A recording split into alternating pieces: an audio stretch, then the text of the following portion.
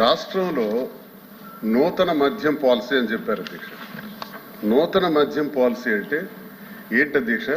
2014 నుంచి 19 వరకు 4398 ఇంచుమించు దుకాణాలు ఉంటే దాన్ని కుదించి 2938 షాపుల వరకు కుదించి ప్రభుత్వమే ట్రాన్స్పరెంట్ గా మద్యం అమ్మకాలు చేస్తుంటే ఆ విధానాన్ని మార్చి నేను ప్రశ్నిస్తున్నాను అధ్యక్ష.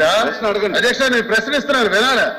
ఆ విధానాన్ని మార్చి మళ్ళీ 3338 షాపులు అంటే 467 షాపులు పెంచి ఈరోజు మీరు టెండర్స్ ఇచ్చారు. టెండర్స్ ఇచ్చే విధానంలో భయంకరంగా రౌడీజం జరిగింది అధ్యక్ష, గూండాయిజం జరిగింది. మీరు ఏం చెప్పదలుచుకున్నారు?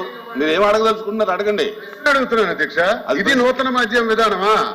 ఇదా నూతన మద్యం విధానం? అధ్యక్ష, గౌరవ సభ్యులు దువ్వాడ శ్రీనివాస్ గారికి మద్యం పాలసీ మీద ఇవాళ గుర్తొచ్చింది అధ్యక్ష. 2019-24 మధ్యలో అధ్యక్ష ఈ మద్యాన్ని వాళ్ళ సొంత జాగీర్లాగా వాడుకున్నారు అధ్యక్ష. వాళ్ళే తగ్గించి రేట్లు కూడా 3 రెట్లు పెంచేశారు అధ్యక్ష. విపరీతంగా రేట్లు పెంచేసి దాని ద్వారా ప్రజలు దోచుకోవాలని చూశారు. డిస్టరీస్ కైవసం చేసుకున్నారు. దాదాపు ఆ రోజున 60% పైన 20 ఎంఎఫ్ఎల్ డిస్టరీకి సంబంధించినటువంటి వాళ్ళు బెదిరించి దాంట్లోంచి 60% వాటర్ లాగేసుకున్నారు అధ్యక్ష. దాని ద్వారా కూర్చోండి. అదే ఎవరిచ్చినా మీరు లాక్కున్నారు లేదా? ఎవరిస్తే మీరు లాక్కున్నారు లేదా? ఇప్పుడు మేము సమాధానం చెప్పాక చెప్పండి అని నేను మాట్లాడతా అని చెప్తా.